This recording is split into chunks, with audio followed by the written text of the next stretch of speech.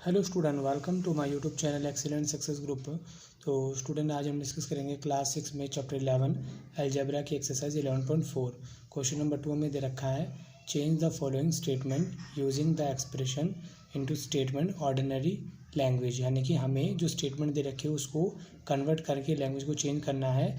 For example given the Salim score are run. जैसे कि हमें एग्जाम्पल दे रखा है किस तरीके से चेंज करना है। यदि सलीम का स्कोर है आर रन है क्रिकेट मैच में, और वहीं पे नलीन का स्कोर है आर प्लस में 15, यानी जो भी इसका स्कोर है नलीन का इससे 15 ज़्यादा होगा।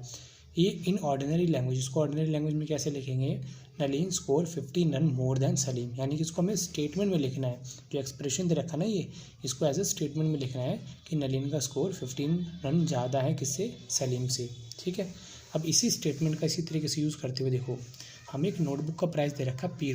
क्या लिखेंगे, कॉस्ट ऑफ नोटबुक कितना दे रखा है, ₹P। वहीं पे बुक का प्राइस दे रखा है 3P।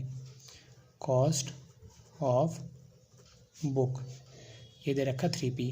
तो यानी कि इसका प्राइस आगे कुछ भी नहीं है, तो देखो 1 तो सबके वेरिएबल के आगे होता है, और इसका कितना दे रखा है 3। तो जो भी इसका प्राइस है, इसका 3 गुना प्राइस किसका है, बुक का प्राइस है। तो इसको हम क्या लिख देंगे, ऑर्डिनरी लैंग्वेज में लिख देंगे कि कॉस्ट ऑफ बुक इज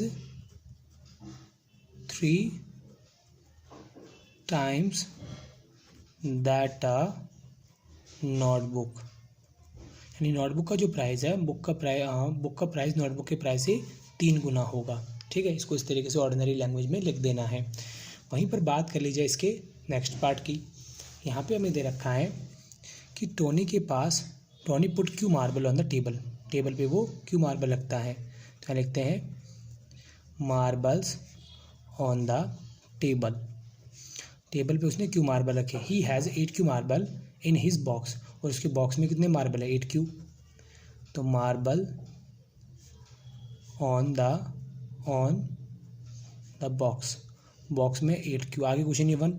तो ये 1 क्यू है, ये 8 क्यू है। डायरेक्टली किसका हो गया, 1 को 8 से मल्टीप्लाई करें कितना आ जाता है 8, सीधा इसका 8 टाइम्स हो रहा है। तो क्या लिखेंगे, marbles in the box equal होगा, ये इसका 8 टाइम्स है, 8 times of marbles on the table. तो अब इसको ऑर्डिनरी लैंग्वेज में कैसे लिखेंगे कि there are 8 times more marbles in Tony's box as compared to those on the table. यानी कि टोनी के पास 8 गुना ज़्यादा मार्बल है उसके बॉक्स में, किन से, जो उसके टेबल पे बड़े मार्बल उनका। There are 8 times more marble in Tony's box as a compare to those on the table. Table के मुकाबले में बॉक्स के अंदर 8 गुना ज़्यादा मार्बल है। क्लियर, ये हमारा बी पार्ट हो गया। अब डिस्कस करेंगे सी पार्ट को। तो सी पार्ट में देखो क्या दे रखा है, our class has N student. हमारी क्लास में एन स्टूडेंट है, और स्कूल के अंदर कितने 20 एन है, यानी कि सीधा सीधा 20 गुना है। तो जो गिवन है पहले वो लिख लेते हैं, number of student in the class. Class में कितने स्टूडेंट है, एन स्टूडेंट है। Number of student in the school, और स्कूल में कितने हैं 20 एन, आगे कुछ नहीं है 1, और यहाँ 20।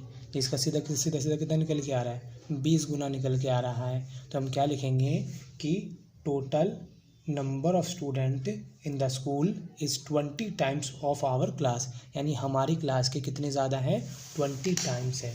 ठीक है, तो क्या लिखेंगे हम, total number of students in the school is 20 times that our class. हमारी क्लास से सीधा सीधा 20 गुना ज़्यादा स्टूडेंट है पूरे स्कूल में। क्लियर, ये हमारी सी स्टेटमेंट यहाँ पे कंप्लीट होती है। अब डिस्कस करेंगे इसका डी पार्ट। बोला गया है Jaggu is Z year old. Jaggu की एज वो Z ईयर है, उसके अंकल 4Z ईयर के हैं। एंड हिज आंट, और आंट की जो है वो 4z माइनस में 3 है, यानी कि इस बार तीन स्टेटमेंट दे देगी हमें। तो तीनों को हम यहाँ लिखेंगे। सबसे पहले लिखेंगे जग्गू एज, जग्गू की एज है z ईयर। जग्गू के अंकल की एज, अंकल एज वो दे रखी 4z, यानी कि ये आगे कुछ भी नहीं है तो 1, ये 4 है, यानी कि 4 टाइम्स हो गया। फिर हमें दे रखी जग्गू की आंट की एज,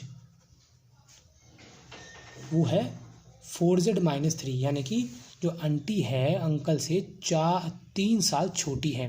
देखो माइनस करने का मतलब होता है छोटे होना और प्लस करने का मतलब होता है बड़े होना। ठीक है, तो यहाँ पर हमारी जो स्टेटमेंट होगी वो क्या होगी कि जो जग्गू के अंकल की एज है, Jaggu's uncle is 4 times older than Jaggu, यानी कि जग्गू के जो अंकल है वो उससे 4 गुना, ये 1 है ये 4 है, सीधा सीधा कितना हो गया 4 टाइम्स हो गया। तो Jaggu uncle is 4 times older than Jaggu.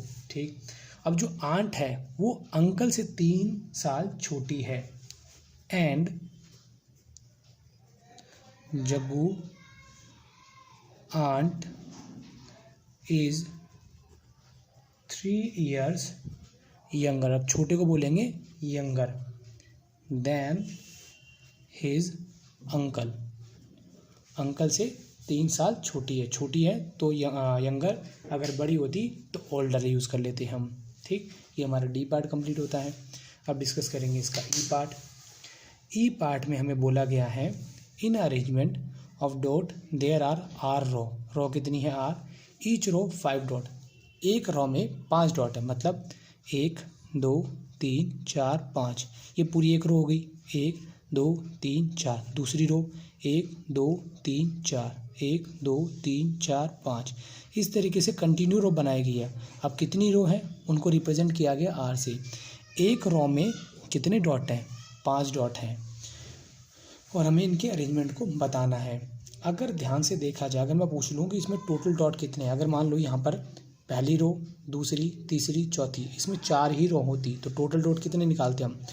एक लाइन में 5 डॉट है और टोटल लाइन कितनी है 4 है, तो इसमें कुल मिला के 20 डॉट होते टोटल। ठीक है, इस तरीके से निकाल लेते। लेकिन हमें क्या दे दिया, ये जो रो है वो आर है, कितनी है आर, एक रो में कितने पॉइंट है 5, तो 5 को आर से मल्टीप्लाई करेंगे तो 5r, ये हमें टोटल डॉट मिल जाएंगे। यहाँ पे क्या मिल जाएंगे, टोटल डॉट। तो हम इसको ऐसे लिखेंगे, टोटल नंबर ऑफ डॉट्स। अगर हमें टोटल डॉट निकालनी है तो उसको 5 को, क्योंकि एक रो के अंदर कितने हैं 5 पॉइंट है, मल्टीप्लाई करना पड़ेगा नंबर ऑफ रो के साथ, नंबर ऑफ रो। अब नंबर ऑफ रो कितनी दे रखी है हमें, यहाँ पे r दे रखी है, 5 इंटू आर कितना हो जाएगा 5r। यहाँ पे हमारी नंबर ऑफ रो वो दे दी r, और यहाँ पे टोटल नंबर ऑफ डॉट कितने हैं 5r, यानी कि ये 1r है ये 5r है, सीधा सीधा क्या इसके 5 गुना है, ये 1 है और ये कितना 5 है, सीधा कितना हो गया 5 गुना हो गया। तो जो टोटल नंबर ऑफ डॉट होंगी वो 5 टाइम्स होंगी नंबर ऑफ रो की। ठीक, इसको मैं लिख देता हूँ, the total number of dots is 5 times the number of रोज, यानी जितनी भी टोटल डॉट होंगी वो रो का 5 गुना होगी। ठीक, इसी के साथ हमारा ये क्वेश्चन यहाँ पे कंप्लीट होता है। उम्मीद करता हूँ स्टूडेंट आपको क्वेश्चन समझ में आ गया होगा। अगर आपको वीडियो पसंद आए तो वीडियो को लाइक करें, शेयर करें, कमेंट करें और इस चैनल को जरूर सब्सक्राइब कर लें।